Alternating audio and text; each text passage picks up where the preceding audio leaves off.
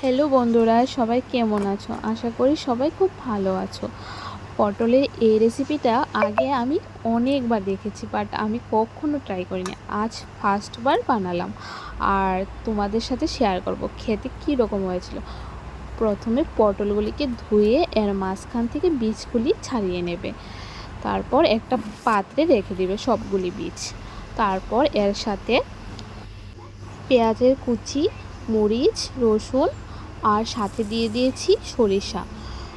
তবে তোমরা কিন্তু মরিচটা বুঝে শুনে দেবে পরিমাণ মতো। তারপর এগুলিকে পেস্ট করে নেবে। এবার পেস্টটা পটলের মধ্যে দিয়ে দেবে। তারপর কড়াইতে তেল গরম করে এর মধ্যে পেঁয়াজ কুচি আর পটলগুলিকে একে একে করে ভেজে নেব ভালো করে।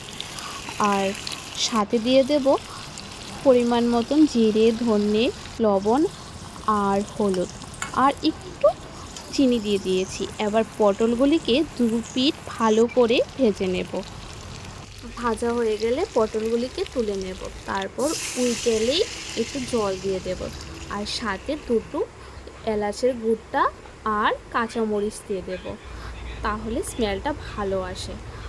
আর জলটাকে ফুটিয়ে নিয়ে একে একে করে পটলগুলি দিয়ে দেব। বেশ তৈরি আমাদের পটলের দোরমা। খেতে খারাপ হয়নি, ভালো হয়েছে।